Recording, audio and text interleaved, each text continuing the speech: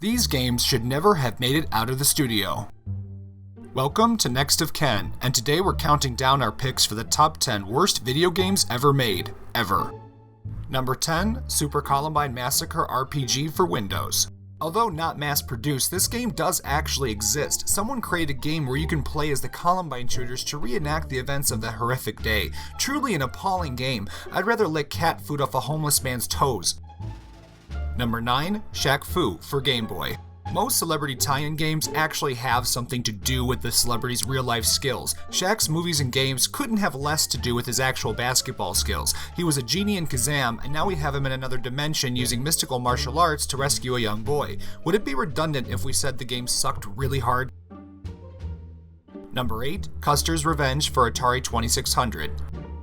The game studio Mystique created an adults-only game for a platform that was known only for its family-friendly titles. Sounds good so far, but it gets better. The game itself involves guiding a naked general through runaway arrows in an effort to rape Native American women. The game was unnecessarily difficult, but also offered truly questionable objectives. Needless to say, the game should never have been made.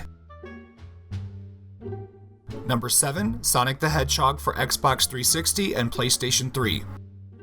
To be clear, we're not criticizing the entire Sonic the Hedgehog franchise, just this specific game. With annoying glitches, terrible graphics, overly long load times, and weird camera movements, it's without a doubt the worst attempt to revive this fledgling but once loved series. Number 6, Dr. Jekyll and Mr. Hyde for Nintendo. Oh, this game had so many issues. When you played as Dr. Jekyll, your weapon didn't work, which sucks because the whole town is trying to kill you. When you played as Mr. Hyde, your weapon didn't aim accurately, and you died instantly if you progressed too far. A game that literally cannot even. Number 5, Zelda, The Wand of Gamelon.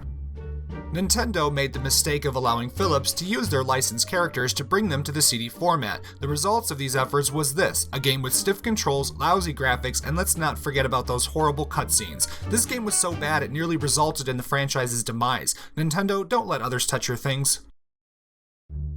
Number 4, Big Rigs, Over-the-Road Racing for PC.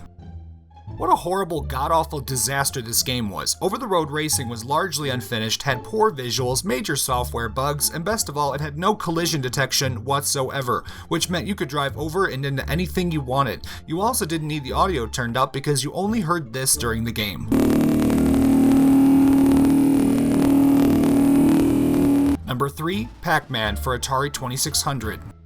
Again, we're not talking about the franchise, just the Atari 2600 port. Pac-Man was such a hit they wanted to port over a version of it for the Atari platform. They made more copies of this game than the actual number of Ataris that were in existence. Unfortunately, the game was mostly incomplete, the ghost flickered incessantly, and it had terrible sound effects to boot. Number 2, Superman for Nintendo 64. This is truly a wonderful shit stain on the video game industry. Superman 64 was loaded with bugs and glitches, an inconsistent frame rate, a terrible AI system, and had a very unforgiving time limit. Oh, and hilariously enough, the studio forgot to put the name of the game on the box art. Even they didn't want to remember this game, and nor did they want anyone else to.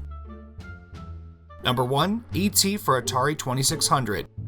This is a no-brainer. To meet a Christmas deadline, E.T. was programmed in less than 6 weeks. Because of the rushed delivery date, the game had numerous glitches and had massive holes in its mapping system. Ultimately, the game sold less than 40% of the cartridges that were made, and in 1983, Atari decided to dispose its millions of unsold cartridges by dumping them into a city landfill in New Mexico. This environmentally unfriendly decision prompted protesters to boycott Atari. That, coupled with Atari's financial hemorrhaging, ultimately bankrupted the company a year later. The video game market then crashed immediately afterwards. It's because of these reasons that E.T. has since been declared as the world's worst video game ever made. Did you agree with our list? Check back every Sunday for a new countdown list and write in the comments which countdown you'd like to see us do. Thanks for watching.